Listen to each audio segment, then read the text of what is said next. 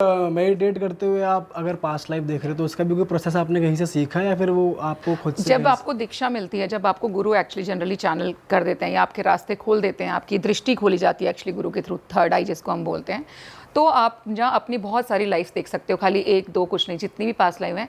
लेकिन of course मेहनत होती है।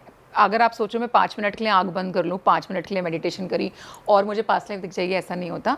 समाधि लगने लग जाती है, आप घंटों 1 घंटे से ऊपर बैठने लग जाओगे, 2 घंटे से ऊपर बैठने लग जाओगे। शुरू में जब आप बैठते हो, आप देखना अगर आप आधे घंटे बैठ जाओ, आपका पैर दुखने लग जाएगा, अरे यार पैर में बड़ा दर्द हो रहा है, नहीं बैठा जा रहा, कंधे दुख गए, नहीं बैठा जा रहा। बट एक टाइम वैसा आ जाता है कि आपको ना जब आप बैठते हो ना, जब आपकी समाधि लगने शुरू हो जाती है, आपको एहसास बंद हो जाता है कि आपका शरीर कहाँ है, कौन सा अंग कहाँ पे, आपको फील ही नहीं होगा, मेरा हैंड लेग कुछ फील नहीं होता। So that is the time आपको ये पेन वेन कुछ फील नहीं होता, और then you can enter into the other realm. तो ये जो पास्ट लाइफ्स वगैरह भी हैं, मेरा क्लास पॉडकास्ट के अंदर मैंने एक्सप्लेन किया था कि कैसे 7 लेवल्स हैं।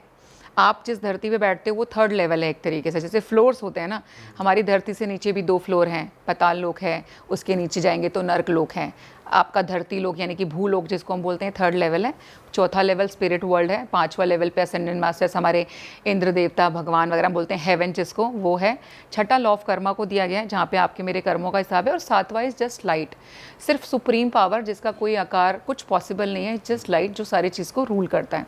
तो ये चीज़ें आपने कहाँ देखी? मेरे को एक आई रिमेंबर जैसे कमेंट सेक्शन में जनरली लोगों ने लिखा ऐसे बता रही हैं जैसे ये 7 लेवल खुद देख के आई हैं। तो मैं दिल से बोलना चाहती हूँ, हाँ भाई मैं खुद देख करके आई हूँ, मैं ऐसे ही नहीं तुमको बता रही हूँ, और ये किसी किताब में आपको लिखा नहीं मिलेगा। और अगर आप कहें कि इस चीज़ का क्या प्रमाण है, जनरली हम पूछ लेते हैं भाई कहाँ से पता आपको या कुछ भी है। आप मुझे एक बात बताइए, जो भी आप पुराण वगैरह पढ़ते हो, आप गीता भी पढ़ते हो, क्या कृष्ण जी खुद लिख के गए थे? क्या कृष्ण जी ने खुद लिखी है गीता? नहीं, उन्होंने बताई थी उसके बाद में।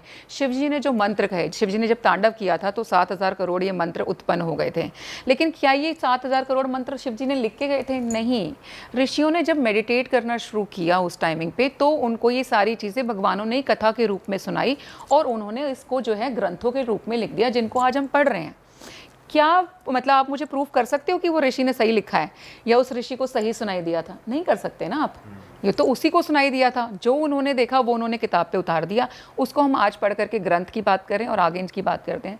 हर इंसान की स्पिरिचुअल जर्नी अलग है। जिस रूप में मैं माँ को देखती हूँ, ज़रूरी नहीं है आप भी उस रूप में माँ को देखोगे। आपकी माँ बहुत अलग हो सकती है, मेरी माँ बहुत अलग हो सकती हैं। मेरे को काली माँ आकर के बहुत प्यार कर सकती है, आपको आकर के डरा भी सकती है। उनका जो रूप है वो साक्षात देख पाना हर किसी के बस की नहीं है। लोग पागल हो जाते हैं जिनको दिख जाए। और जहाँ तक बात होती है कि नहीं आप ऐसे कैसे बोल सकते हैं कि भाई शक्ति ऐसे जग गई, मैं आपको एक इंसिडेंट बताती हूँ। अगर आपने नाम सुनाओ, कृष्ण परमहंस का अगर आपने नाम सुनाओ, उनको काली माँ के साक्षात दर्शन हुए थे। ठीक है, काली माँ लिटरली जैसे आप और मैं बैठे हैं यहाँ पे पीयूष, वैसे उनके साथ बैठ करके हंसी मजाक ठठास किया करती थी। और उन्हीं के जो शिष्य थे वो हुए विवेकानंद। तो विवेकानंद जी के गुरु की बात कर रही हूँ मैं, कृष्ण परमहंस। विवेकानंद जी भी अपनी लाइफ में बहुत परेशान थे, ना पैसा ना कुछ, गरीबी ने बड़ा घेर रखा था। तो वो परमहंस जी के पास एक दिन जाते हैं बहुत परेशानी में कि अब मेरे पास कुछ नहीं बचा। तो बोलते हैं भाई तेरी माँ तो तेरी बहुत सुनती है, तू अपनी माँ से बोल दे मेरी गरीबी मेरे दुख दूर कर दे। तो परमहंस हंसते हैं उस पर, मैं क्यों बोलूँ, तू बोल, तू जा, बोरी माँ तू जा बात कर। वहाँ पे वो मंदिर के बिल्कुल बाहर बैठे थे। वो विवेकानंद को भेज देते हैं, और काली माँ का दिखाया गया है, मैं इसकी बाकायदा आपको चलचित्र भी दिखा सकती हूँ, उसकी प्रॉपर एक वीडियो भी आई शो यू, कि विवेकानंद जी के साथ माँ काली बैठी हुई इस टाइमिंग पे, और माँ काली हंस रही है कि कैसे तूने इसको मेरे पास भेज दिया। विवेकानंद जाता है माँ के पास में कि तू जा अंदर माँ से पैसा मांग, धन दौलत मांग ले, मेरी माँ बड़ी अच्छी है, प्रसन्न होकर तुझे सब कुछ दे देगी।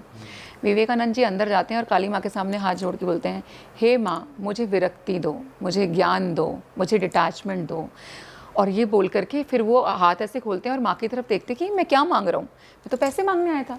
वो बाहर आता है और हंसने लग जाता है। वो परमहंस पूछते हैं उससे, मांग लिए पैसे, मांग ली धन दौलत? तो बोलता है नहीं, मैंने तो अंदर जाके बोला मुझे विरक्ति दो, मुझे ज्ञान दो। तो बोलता है पागल, धुत कहीं का, जा फिर से जा, फिर से जा वापस से काली माँ के पास जा और धन दौलत मांग के आ जा, इतना पैसा देगी कि तू कभी सोच नहीं सकता। विवेकानंद जी फिर वापस मंदिर के अंदर जाते हैं। जैसे ही वो काली माँ की तरफ देखते हैं और फिर हाथ जोड़ के बोलते हैं, हे माँ मुझे ज्ञान दो, मुझे चेतना दो। तो और जब वो मांग रहे हैं उसके बाद खुद भी सोच रहे हैं मैं बोलने कुछ और आता हूँ, ये बार बार ज्ञान चेतना कैसे आ रही है। तो फिर बेचारा वापस आता है। परमहंस जी कम से कम उसको 4 बार जो है वापस भेजते हैं विवेकानंद जी को, अगर अब जाओ, तुम पागल हो, तुम्हारा तो दिमाग खराब हो चुका, तुम्हें ये किसने कहा है मांगने के लिए, तुम क्या करोगे ज्ञान का।